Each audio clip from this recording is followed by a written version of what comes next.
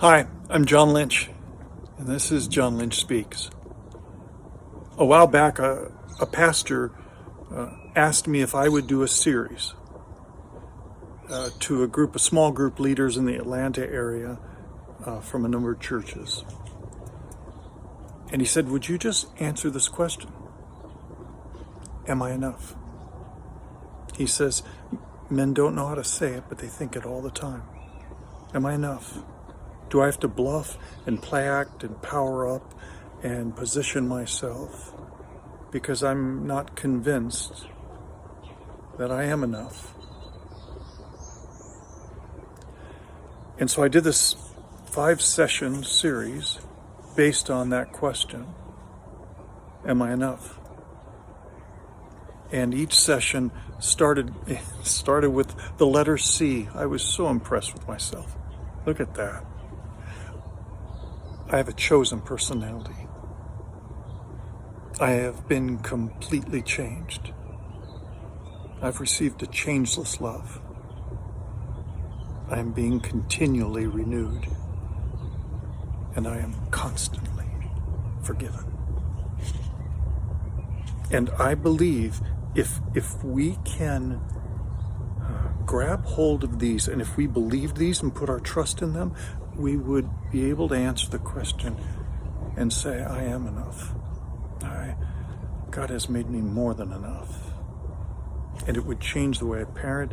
It would change my hope. It would change the things that I fail at. It would change how I approach the hard issues. It would change how people get the best of me.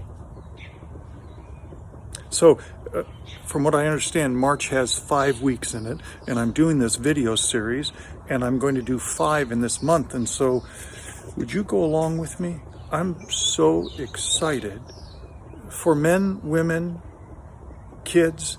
I think to answer these 5 and to hold on to them and the passages that surround them, it'll transform our lives. So, chosen personality.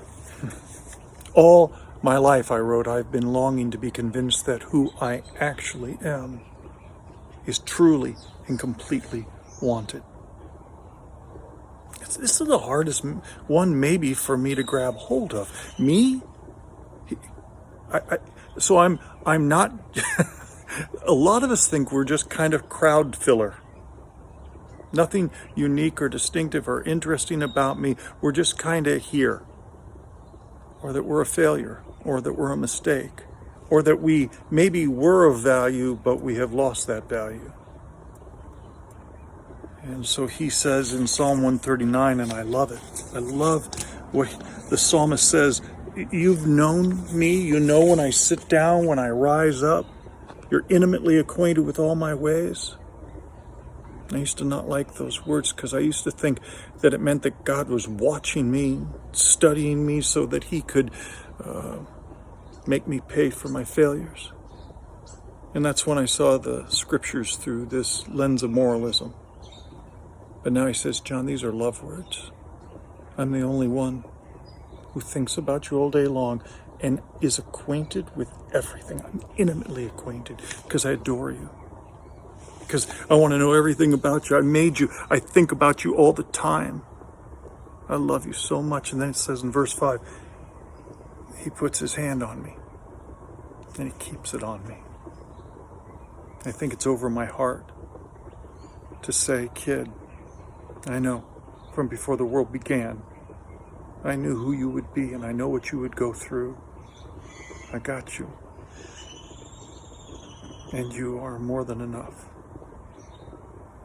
And then after the psalmist says, I don't even know what to do with that. That's so wonderful. And after he says, I was wonderfully made in my inward parts, and you knew about my days before they happened. That you knew about this day. You knew that I was going to be filming this. You know the things that are coming up. The hard, the crisis, the scary, and the wonderful. And you adore me. And you say, I've got it, John. I will make no mistakes with you. And then he says, as all of the sands and the seas, those can't even contain my thoughts towards you. I think about you all the time. Isn't that crazy? This one, I've got cowlicks all the way across the top of my head. My feet turn out. I've got all these things where I need to be protected and cared for. And yet he says, John, I wanted you on this planet at this unique time. The way you see, the way you think, the way your heart works, your humor, all of that for this particular moment in time, for a particular group of people. Isn't that incredible? And you're the same way. There is no crowd filler in this. Well, next week we'll be back for a second version. I think next week is about being completely changed. I'm so excited to be on this journey with you. All right, till next time.